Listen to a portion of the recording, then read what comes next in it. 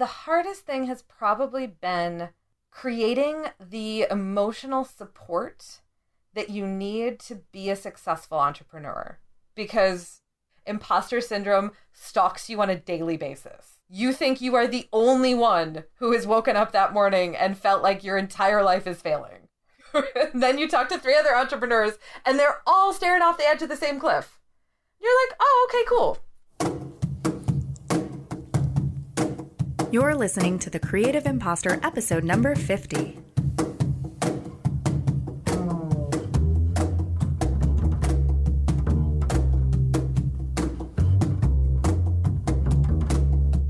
Welcome to the Creative Impostor. I'm Andrea Klunder, your host, and today I am going to keep this intro short and sweet because we are talking with Katy Flatau, who is someone who I have been meaning to get on this show pretty much ever since it launched. Have you ever thought about changing careers? Have you changed careers? Do you want to change careers right now? Katy is the person who can help you do it and not feel quite so much like a crazy person.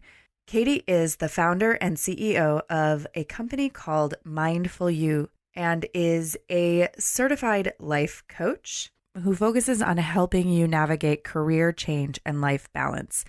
I've known Katy for a long time. I met her originally when my yoga studio business was brand new and growing and thriving, and I was all naive and hopeful. And she knew me when we were growing and expanding into a bigger space. And she knew me when the business started to waver and when I started to get tired. And she knew me when I closed that yoga studio business. And somewhere along the lines, we started a company together, and that was Mindful You. And somewhere along the lines, we decided to part ways in a business sense, but we are still friends and we are still colleagues and we still love what each other do. And that is part of why we decided to part ways in the business sense. And so these are all of the reasons why we are talking with Katy today on the Creative Impostor. This month's theme is all about coaching. And Katy is probably the first life coach I ever actually met who could explain to me what it was and why it was valuable without me rolling my eyes. She brings a huge wealth of knowledge and experience from working in corporate America sales in media research, together with her commitment to helping successful professionals find a more meaningful balance to their life and work, together with mindfulness tools and techniques, together with a great sense of humor and compassion. Through Mindful You, Katy leads online courses and in-person workshops in Chicago. She also does one-on-one coaching and leads an annual retreat to Hawaii that I have got to go on one of these days. In this episode, we talk about what coaching is and isn't, and why it might be something for you to look into if you are ready to make some kind of change in your life and want to do it without making yourself totally crazy. We talk about how she did the thing. You know, that thing where you leave a cushy corporate America sales job and then become an entrepreneur and start your own business. Yeah, she's done that and she's still working her way through it. And she's super honest about what it took to make that happen, what the challenges have been, and what she has done to mitigate those challenges. Did I mention that we talk about imposter syndrome? Oh, and to make it even juicier, you're going to want to stick around to the end of this conversation because, as you know, I have been trying to make things a little more interesting and a little more challenging for myself on the show, putting myself into uncomfortable situations. And so for the first time, she and I discuss exactly how our partnership dissolved a couple of years ago and whether it was for the best and why. All of the show notes and resources we mention in this episode, including links to connect with Katy and get her free Jumpstart Your Change kit, will be at thecreativeimpostor.com/050. Yep, it's episode 50, y'all. Here's my conversation with Katy Flatau of Mindful You. Okay, so I'm Katy Flatau. I am a career strategy and life balance coach, and I own a company called Mindful You. And part of why it is called Mindful You, and I talk about life balance in the context of doing career strategy, is because nothing in our lives ever exists in a vacuum. And 99% of the people I work with on some kind of career change are also in need of balancing either the emotions that come with that or in creating balance in some other area of their life as well. So typically I am working with mid-career professionals, so people who've been working for, let's call it somewhere between 10 and even 30 years. So people who are kind of in the midst of their career, because typically we all work for somewhere between, 40 and 50 years on a normal span. And so usually the people I'm working with are either ready to do something different, they're working on some kind of big career change that they've been thinking about for a long time, or they're ready to start making the moves from being in corporate, being an employee, working for somebody else, and they're ready to start evolving to being an entrepreneur. And I also help people kind of start at the beginning of all of this, where they come to me and they're like, hey, I'm just really unhappy in my job right now, and I need to figure out what change I need to make. How do I start figuring that out? Because I just can't keep waking up every Monday miserable, and I'm really sick of being depressed every Sunday night. And aren't there, I don't know if you know stats, I'm terrible with numbers and stats, but aren't there some crazy stats about, especially in the United States, the percentage of people who are either apathetic to their job or their work, or like B, actually miserable? There are, and I think that statistic is somewhere around 40% are apathetic, and then another 20 to 30 are actively miserable. Which means that's a pretty high number of people who just aren't enjoying the thing they spend at least 8 hours every day doing. And being that miserable every day that you're going to work, especially when you're spending so much of your time on it, because we spend about 40% of our lives involved in our careers. That's not leaving us much time to balance out career misery with anything else. Career misery. I like that phrase. Sounds horrible. It does. So if people are apathetic or unhappy or miserable, why do you think it's so hard for people to make a shift to something better? So what I've found is that there's not a really clearly defined process out there. There's no rule book that we get when you graduate from college and it's like, here, go do your career. We don't get this kind of background framework that says, okay, here's how you figure out how to end up doing something that you're happy. We're not really taught to manage our careers. We're kind of just taught to push forward and do the thing that brings the paycheck back every night. And yes, there's a huge chunk of people who are like, yes, and then I'm going to get promoted and I'm going to do this and I'm going to do that. So we're kind of given this idea that success means climbing the corporate ladder. But when that stops feeling satisfying, we don't have a good guidebook out there that says, this is how you solve for this. This is how you decide to create happiness. So there's a lot of people sitting there in that fear that if they change anything, they're going to end up more miserable, and they just can't see the light on how to get out of that. And that's a lot of what I talk to people about is how do we turn that light on for you so you can start moving forward?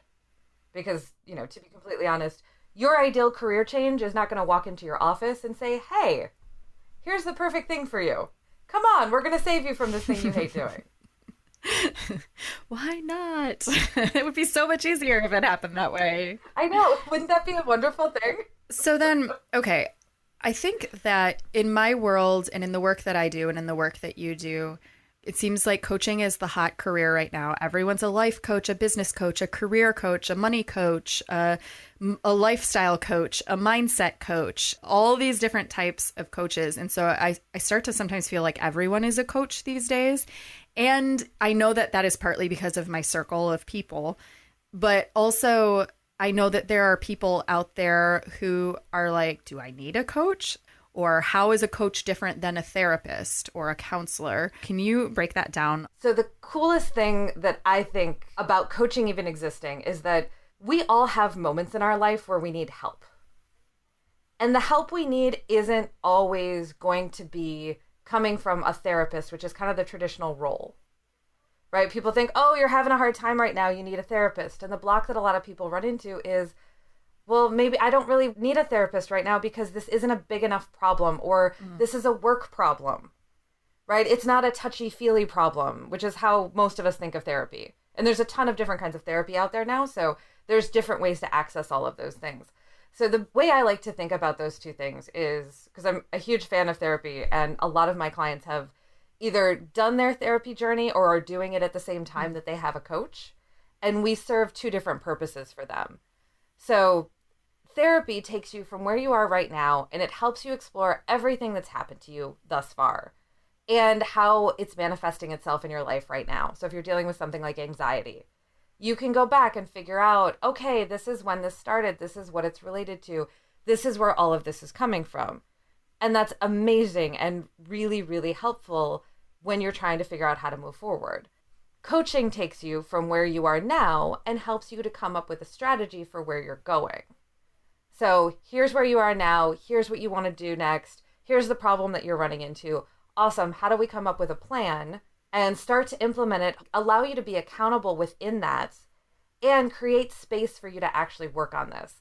So we create this really safe space for them to talk about this problem that they're having without, and I don't want to call it judgment per se, but without the judgment of someone else. So let's use your example of everyone in corporate jobs should be happy, or everyone who's an entrepreneur should be happy. And you and I have both been on both sides of that, and we know that that's just not true.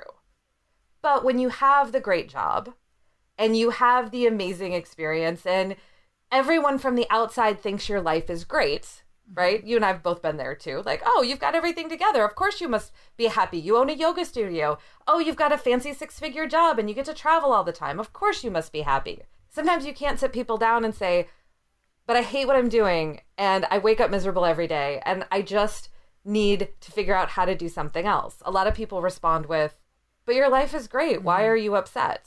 Or you run into the friend thing or the family thing where they don't want you to change because it means change for them. Mm-hmm. Right? If you've ever had to tell your mother you're thinking about moving across the country, that's a great example of how that comes up. But also the people in our lives who love us and support us typically want us to be happy, and they want us to be happy. And I don't think this is a conscious thing, but they usually want us to be happy as quickly as possible. And sometimes when we're trying to create real change in our lives, we kind of have to go through a process that says, okay, I'm going to explore this first, and I'm going to explore this first, and I'm going to explore this first. It's not as simple as just checking a couple boxes and now I wake up happy every day. Mm-hmm. So coaching really provides that great, and I like to call it a container sometimes. It gives you a place to come in and say, I am really frustrated with my job, even though I'm good at it, even though I'm successful, even though from the outside it looks great. I'm really frustrated with what's happening. I need to figure out how to move forward in this. So you yourself, I mean, you being a career change coach totally makes sense because you have in fact done that. You have not always been a coach, but I met you, let's see, whenever on earth that was, when I had recently started my first business, which was the yoga studio, and you were coaching and you were kind of doing like general life coaching and kind of figuring out what your niche was going to be, and thought, hey, we should partner together on some things and do some workshops together and explore this entrepreneurial thing. Tell us a little bit about what you were doing when you first got into coaching and why you started exploring this other thing on the side, and then how you came to decide that you really needed to make the change from the corporate gig to coaching as your own business full time. For me, I got to the place where I realized I needed to do something else because I had moved a couple of times across the country and was starting to realize that, kind of wherever you go, there you are. You can't move far enough away to escape yourself. You're always going to be there, and kind of the thrill of relocation wears off after a little while. And the company I was working for then went through a little bit of a restructure and an acquisition, and there was just a lot of change involved in that and a lot of layoffs and shifts. And I just kind of got to this point where I was sitting there and I'm like, this is not what I want to be doing anymore. I don't love this enough to continue to put up with the chaos that's kind of being dumped on my life on a daily basis. I really felt like I didn't have any control and I was at somebody else's mercy. So for me, I took the traditional approach and I'm like, all right, well, what other companies in my industry can I work for? And I went and I interviewed with a few different ones and explored that. And I was like, all right, well, I'm not really excited to go do the same thing somewhere else, right? Because sometimes that's the solution. But for me, I figured out that that really wasn't it. And at that point, I was in sales. I worked in the media industry. And I'm like, well, maybe if I sell something else, right? Maybe I'll love doing that. Maybe I'm just not selling the right product. So I looked at that and I was like, okay, nope, I don't really want to go just sell something else for somebody. And so that's when I really started shifting into, okay, what are the questions you need to answer here? And I realized that what I wanted to do was wake up every day and feel excited and fulfilled about what I was doing. So I took a big step back and I said, okay, what do I love most about what I do already, right? Because I didn't hate my job. I was just frustrated and knew that it wasn't the path that I wanted to stay on. And so I thought about it and I'm like, okay, I really love working with clients. I love talking to people. I love helping people solve problems because I did a lot of that.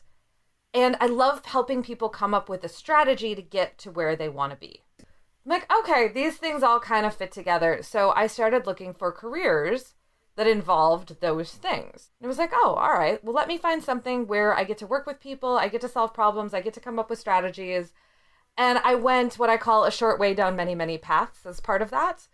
And as I moved forward in that, I would start to come up with new questions, and I would get to a certain place and I'd be like, okay, what's the job that you're doing at the end of this? Because the part of career change that nobody ever talks about is the research phase, which is probably the most frustrating and the most interesting.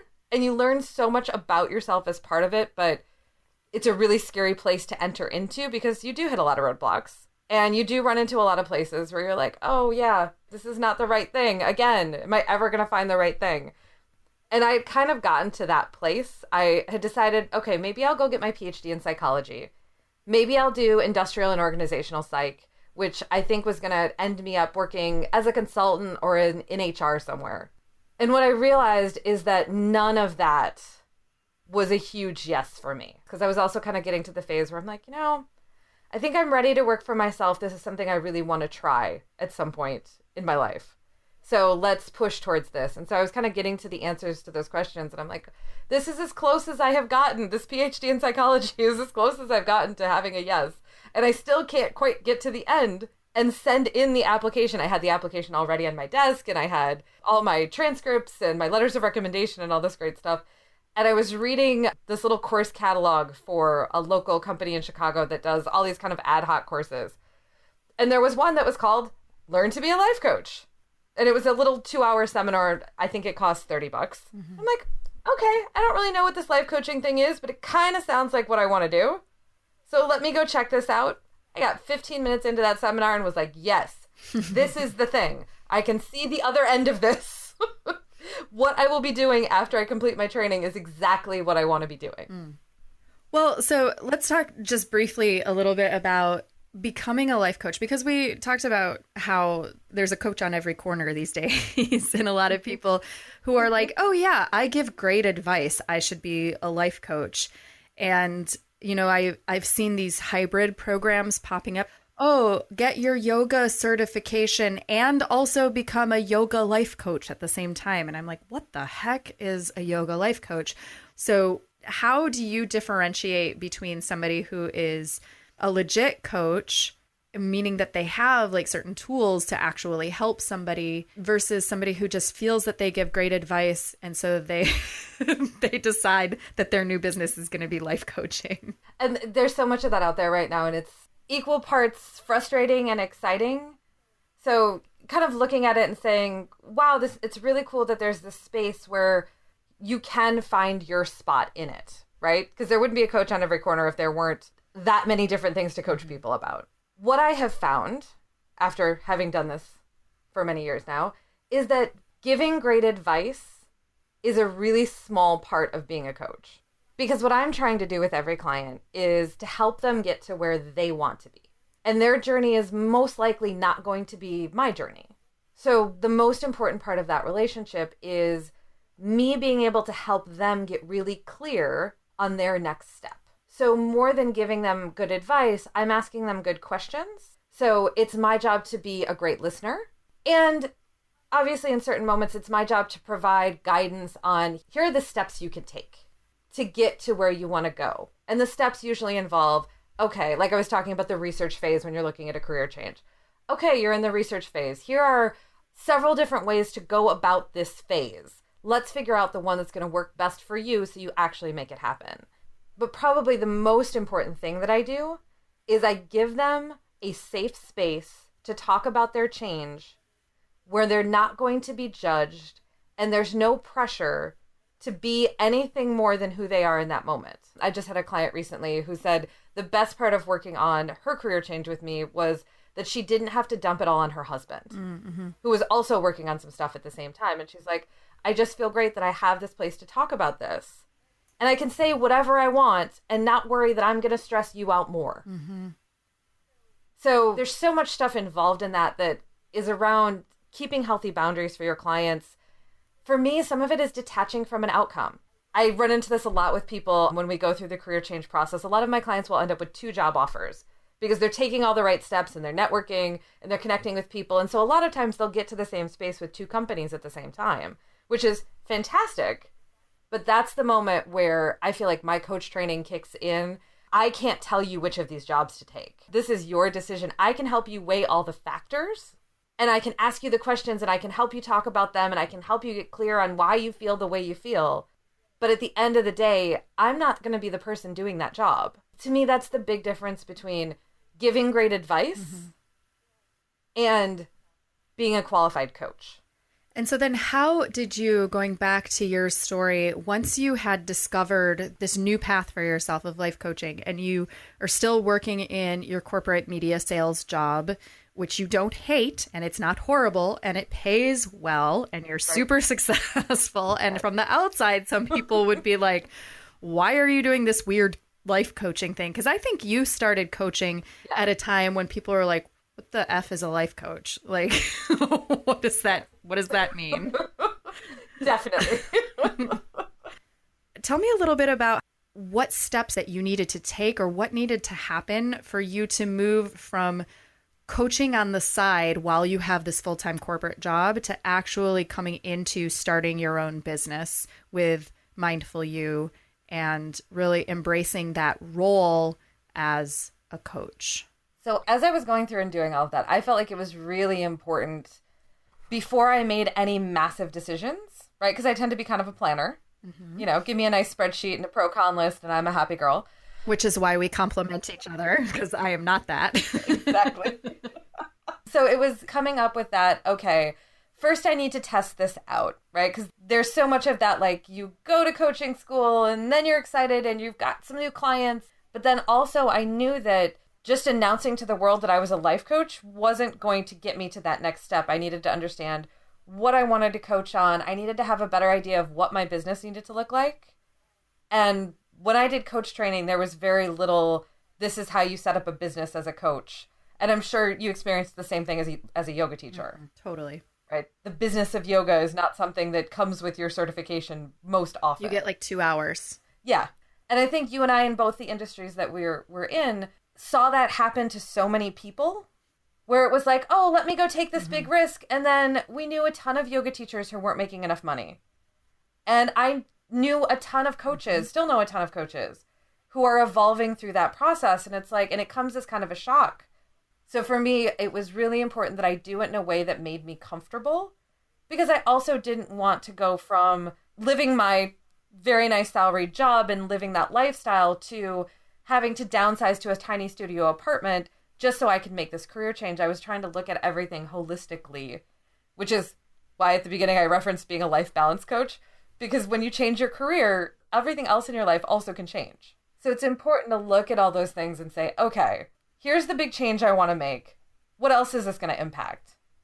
And I didn't want to not be able to travel. I didn't want to be stuck in some certain place and only be able to eat rice and beans, which my parents thought was very funny. They're present to me. When I actually finally did make the transition was a giant bag of rice and like 7 different kinds of beans. They thought they were hilarious. So it was thinking about how I wanted it to feel when I made the transition, because I really didn't think that I would be successful if I just ripped myself out of one thing and didn't give myself a nice safety net to actually work through all the tough stuff that comes with being an entrepreneur. which I knew a little bit about and I knew a heck of a lot more about after 2 years of doing this. So it's not that, oh, and now I'm an entrepreneur and everything is glorious. I've escaped from corporate. There are certain parts of that, but there's a lot of other stuff that comes with it. So I put together kind of a 3-year transition plan to go from being in corporate, and then I added in coaching on the side. So I was doing, like you said, I was working with a few clients. I was coaching on weekends and in the evenings. And you and I were running workshops together. Probably once or twice a month, we would do an evening or a weekend workshop. And so doing that really helped me figure out, A, what I wanted to be talking about. It helped me to test out what people were kind of naturally coming to me for. But I got to test out, okay, what does it feel like to work in the evenings, right? I was used to working a 9 to 5. So some of it was testing the lifestyle shift that I was looking at. Some of it was being really strategic about saving money. Some of it was making sure that I had kind of set myself up for success in terms of like big purchases I wanted to make, because it's a heck of a lot easier to, go buy a car and get a good financing rate if you have the corporate job. So it was looking at all of those things and saying, okay, how do I want to make this move, and how do I want to make this transition, and what am I excited to do and not do? So I set all of that up, and then I gave myself a timeline, and I kind of had that moment. I came back from vacation. I'd been in Hawaii, and my boss asked me, he said, hey, how was your vacation? And I'm like, well, it was great. I only made one mistake. He's like, oh yeah, what was that? I'm like, I came back. And I was kidding when I said it, but a few hours later I was sitting there and I'm like, yeah, it's time. And so I set myself up for about 6 months because, of course, right before leaving, I had gotten promoted because that's just how this stuff works, right? It's like the universe testing you. Are you sure you really want to do that? Absolutely. And that happens so often, right? You make the big decision and then the universe says, hey, is this really what you want? So I set myself up because it was really important to me not to burn bridges as I made the change, because I really adored the people that I'd been working with at that point for 13 years. So I wanted to do it in a way that felt like it had a high level of integrity. And I just made sure that all the pieces were in place so I could leave at the right moment. Because as anyone who's ever done this will tell you, there's never a perfect moment to leave. You just have to pick one and go with it. But that moment for me that was like, nope, now is the time, was that moment when I got back from vacation and was like, yep, this is now starting to be my past and I'm ready to step into my future.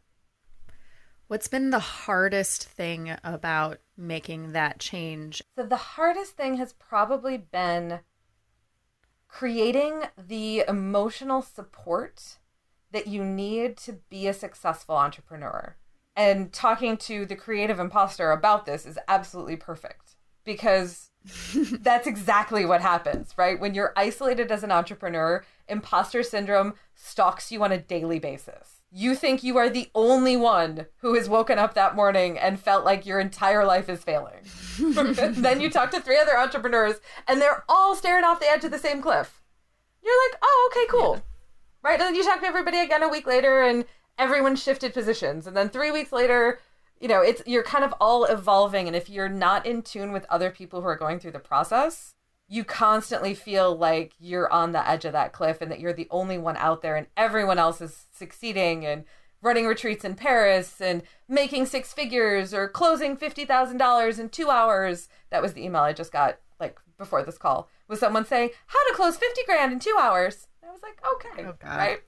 A lot of entrepreneurship is waking up every morning and putting one foot in front of the other and working through that. I'm not doing the right thing, or this thing didn't work, or that thing didn't work. So now what do I do? And, I need to manage my finances, and I need to do this, and I need to do that. And I'd still like to have a life while I do all of these things, because I didn't leave my full-time corporate travel job where I was running all over the country and was only home on weekends and essentially would just collapse onto my couch, order enough Thai food for 3 days, and do my laundry and repack my suitcase. I didn't leave all of that so I could lock myself in my condo and sit here and worry about my coaching business, right? I did some of that so I could have a life again. So for me, it was finding the people that I needed to be part of my life that were different than the people I already had. And I didn't get rid of people, but I definitely had to kind of intentionally acquire some new connections. Mm-hmm. And that to me has made a massive difference, because that really was the toughest part. What does your creative imposter voice say to you You're never going to be successful enough. Oh, that word, enough. Right? Always. It's like, it doesn't matter how much business you just closed. You know, as an entrepreneur, you're always moving to the next thing. And I worked in sales for a long time. So, you know, that idea that you need to always be closing is a part of things. But, you know, when you're doing it for yourself, it's also a new client is food on the table or paying your mortgage or, you know, all of those things are so much more connected than they were when the direct deposit just popped in at the end of the week. So for me, that imposter voice is always like, you haven't done enough. You're not successful enough. You need to keep going. You can't go out for wine with your friends. You still have to keep working. Exactly. Exactly. Oh, it's Saturday morning? No, you shouldn't lay in bed for an extra half an hour. You should get up and write a new course. You know, you haven't written enough blog posts this week. You need to send another newsletter. Have you posted on Facebook?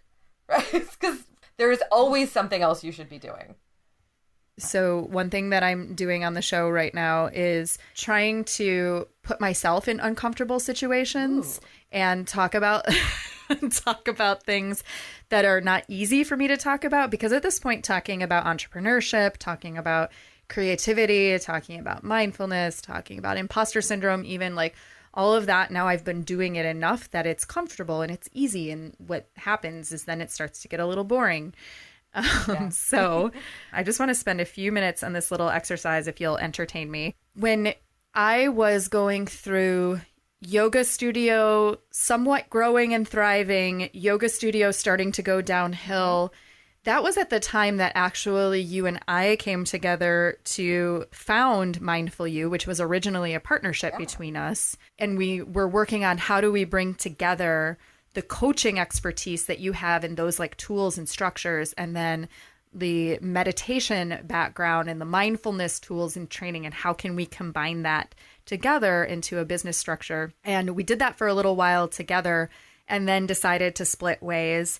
And in the midst of that, the yoga studio closed and I went into hiding for a little while and all this transition and turmoil. And then after all that happened, then you decided to transition out of your corporate job. And so I'm wondering if we can talk a little bit, because I don't think we've ever like broken this down or hashed this out retroactively, but I'm wondering if we could talk a little bit about the creation and then the dissolution of that partnership. So if I remember correctly, we decided to do this together because we were kind of always answering the same question for people. Mm-hmm. And people were really looking for that combination of things that we had, right? Because at that point, mindfulness was kind of becoming a trend. Mm-hmm.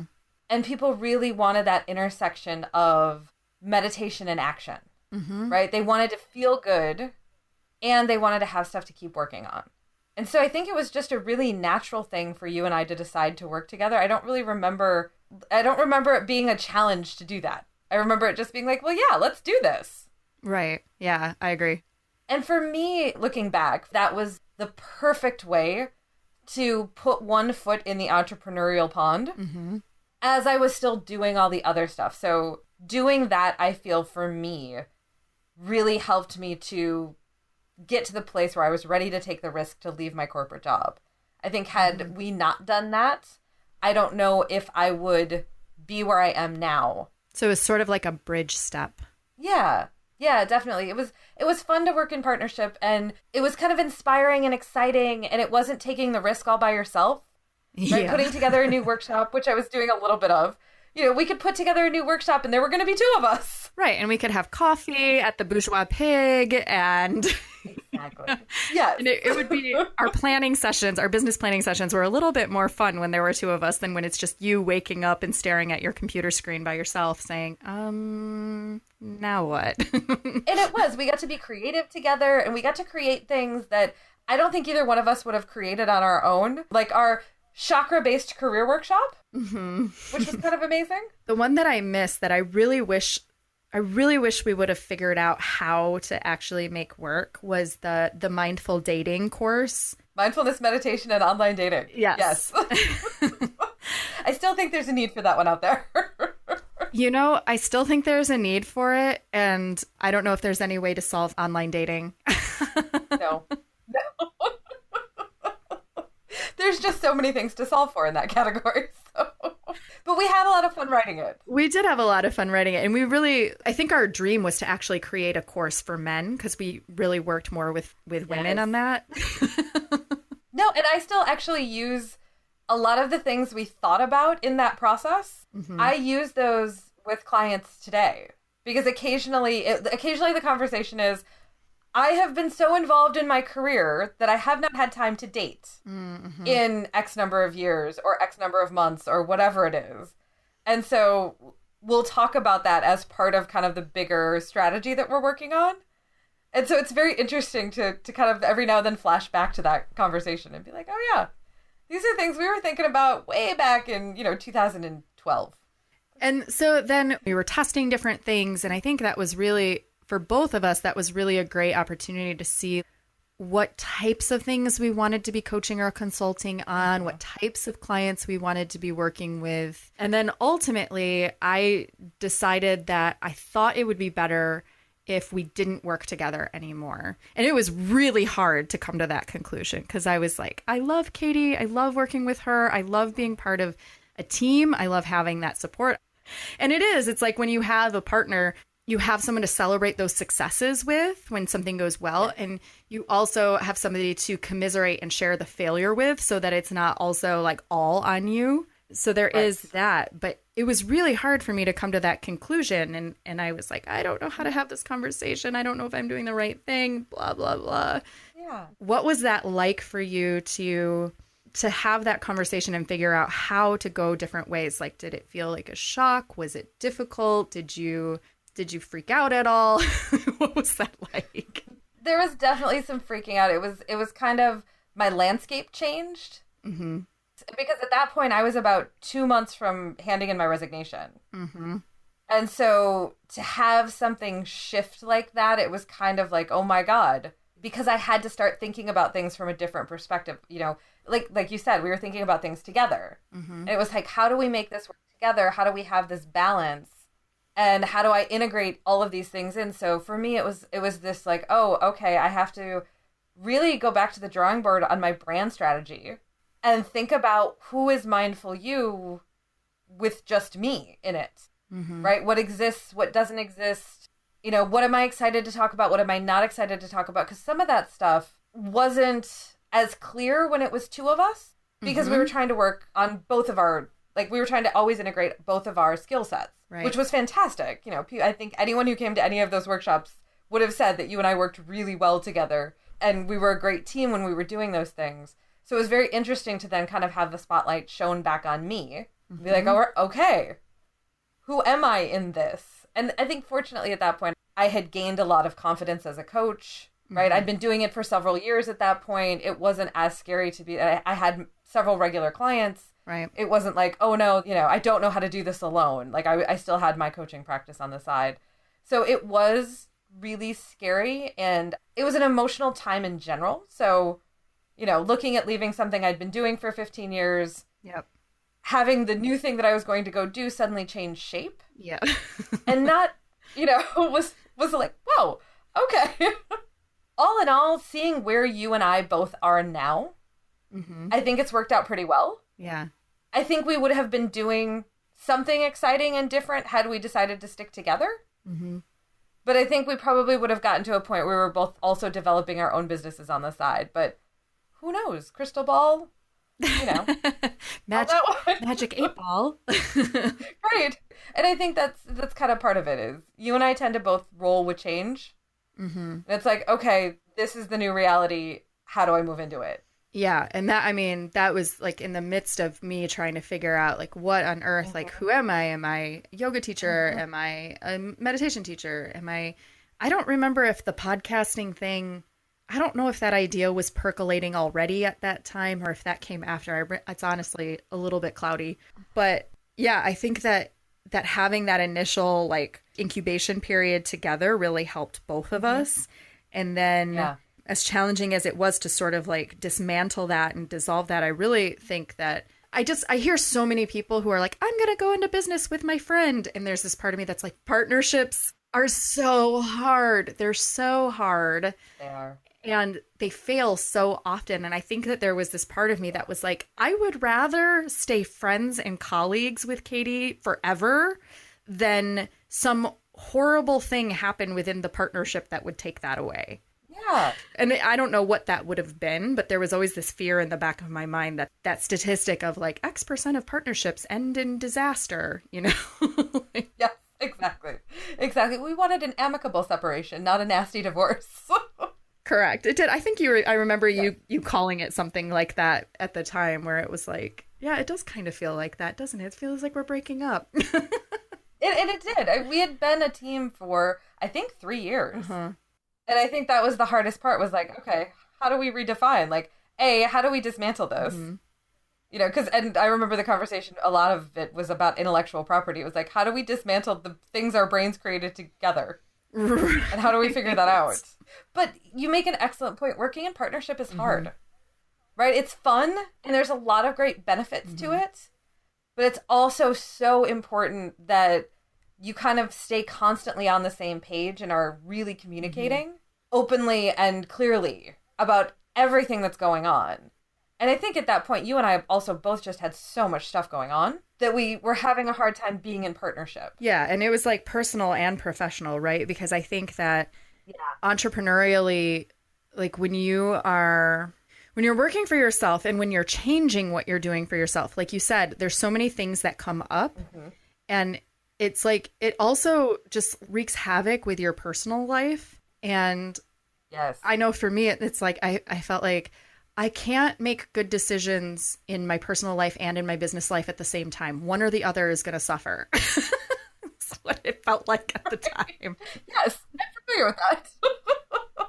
So it is really hard to find that balance. And that's what I like about the way that you've been defining yourself as not just a career change coach, but also this life balance coach. Like, that makes so much sense, that you need to be addressing both and not just let one totally slide by the wayside. Yes. Which it's so funny. Right when I first start working with a client, we'll do kind of just a big picture life evaluation. Because that way, a lot of times when people are finally ready to make change, it's because something has become so painful that they can't ignore it anymore. You can no longer ignore the rock in your shoe because your foot is now bleeding. So it's like, all right, I got to do something about this. But it's important to kind of take that moment at the beginning of that process and just check in on everything else. Because sometimes that pain is distracting us from other things that can be easily addressed or easily fixed. And the reason I do this with people is because we make better choices when we are not actively in huge amounts of pain. And part of making better choices and not being unaware of them is being conscious of what's going on in your life and just taking a few minutes to just check in and be like, okay, how do I feel about what's going on at home or at work? Or how's my health? How's my communication? How's my relationship with my friends? How's my relationship with my partner?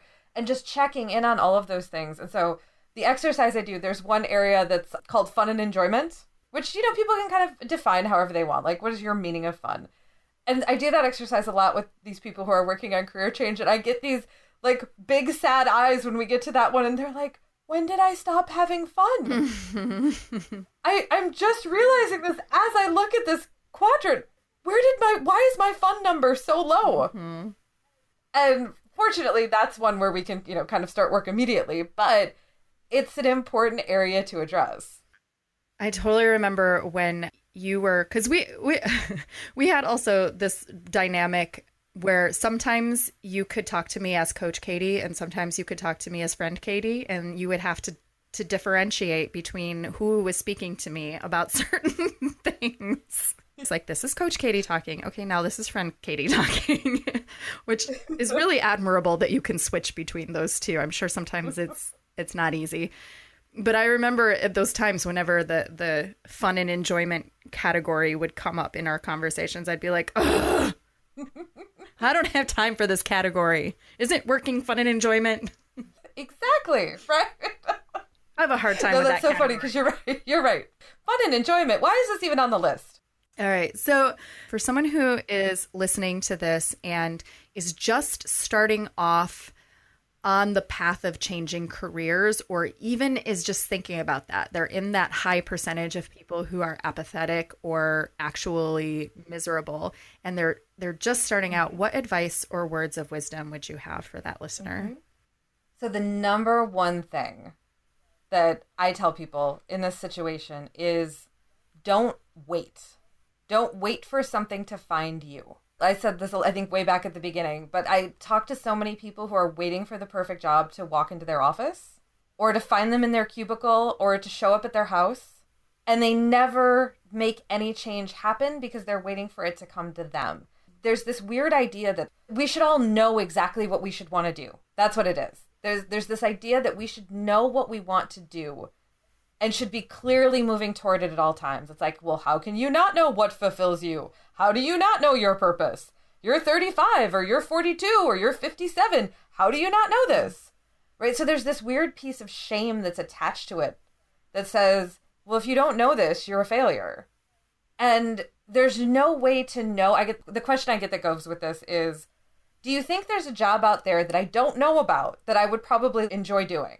And the answer is yes, there's probably a job out there that you don't know about that you would enjoy doing. Absolutely. But you're never going to find it if you don't figure out some place to start.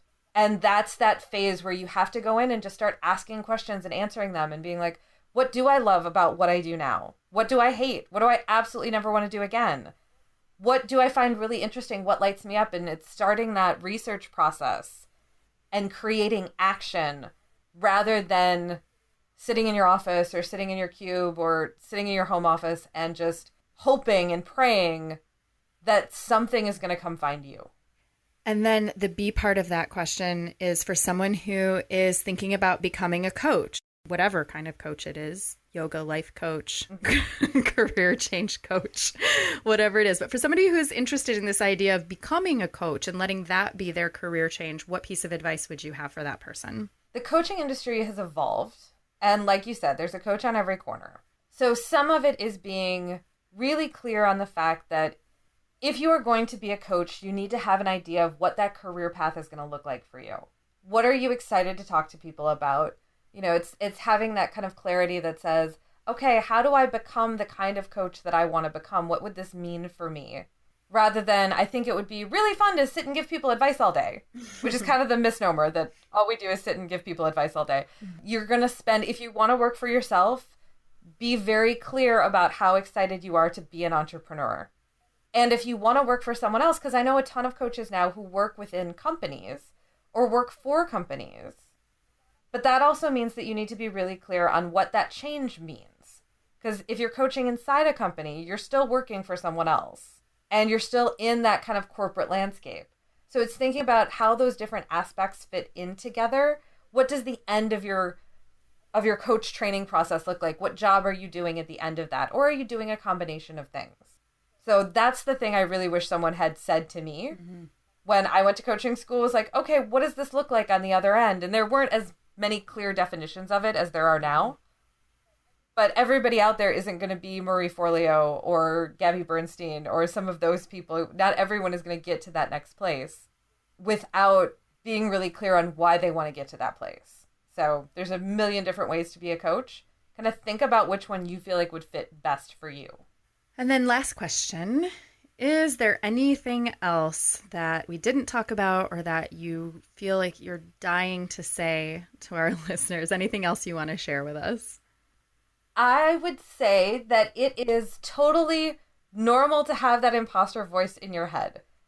I have not yet met a person who doesn't have it. And I talk to a lot of people about what goes on in their heads. So just acknowledge that the voice is there and that it is not always right. And sometimes just knowing that and being like, okay, this is just a voice that has some new commentary today. Keep moving past it. Keep moving forward. You don't have to take every thought you have seriously. So don't let the imposter syndrome win. And you are not alone in having it. We're all looking off the edge of the same cliff. We all know where the edge of the cliff is. We're all looking over it. Sometimes it's important to stop looking over the cliff and look around and be like, oh yeah, we're all here together. There's power in that feeling of community. That was Katy Flatau of Mindful You. And I know that you are going to want to get more from Katy, she is offering her Jumpstart Your Change kit totally free online. Of course, you can link to that and all of the resources we mentioned in the show notes at thecreativeimpostor.com/050, as well as links to mindfulyou.com and all of Katy's social media. And remember how we were talking about there being millions and millions of kinds of coaches out there? Well, partly for that reason, I've been really resistant to the idea of calling myself a coach, even though other people have labeled me that in the past. So I'm going to try to own it right now. I am going to call myself a podcasting coach, or more accurately, a podcasting craft coach. That doesn't sound right either, does it? I am currently offering the opportunity to work with me in a coaching capacity on the craft of podcasting. Man, language and copy are tricky, aren't they? I currently have a few coaching spots available to help you work on the craft of podcasting. So if you have ever thought of launching your own podcast, or you have, but there's a few things that you feel like you could be doing better or differently or more easily or more consistently, or you're feeling like this whole editing thing really is a mystery, reach out to me. Let's connect. I have some space to work with some launch clients and some ongoing clients. And hey, if you're thinking that launching a new podcast at the start of 2018 is what you would like to do just in time for New Year's, you're not the only person thinking that. And so I should let you know that if you want to do that, and if you want it to be on Apple Podcasts/iTunes, which is by far the biggest directory for podcasts out there, there are some deadlines that you should be aware of. Yep. You're going to have to get the first couple episodes of that show, or at least a teaser episode of that show, ready before, well, let's say by Thanksgiving. If you want some help or just a consultation, reach out to me at podcastenvy.com, and there is a link to connect with me there. Not ready to schedule a conversation just yet? Visit thecreativeimpostor.com/magic, and you can get a free download of my audio training, Audio Coaching, 5 ways to expand your reach with podcasting. And only one of those 5 is actually launching your podcast. Again, that's thecreativeimpostor.com/magic. One last announcement before I say goodbye. We are currently in production for season 2 of Power Your Story podcast. This is the podcast that is produced by the high school students that I mentor in Chicago. And we still have some space in season 2 for some listener questions. So check out Power Your Story. Of course, it's linked in the show notes for this episode. It's at poweryourstorypodcast.com. It's on Apple Podcasts, Google Play Music, Stitcher Radio. Check it out, get a feel for the show, and then send me some questions. What have you always wanted to ask a teenager? If you could pick a high schooler's brain and find out anything, what would that be? You can reach out to me through the website, record an audio of yourself asking the question and email it to me that way, connect on Facebook, whatever you wish. Send me your questions. I would love to feature them on season 2 of the podcast, which will be coming out this holiday season. This episode was mixed by Edwin Ruiz of Mondo Machine. Our theme music is by Jovia Armstrong. I thank you so much for listening, and I am wishing you 1,000,001 opportunities to stop looking over the edge of that proverbial cliff and take a moment to look around and notice, oh yeah, we're all here together.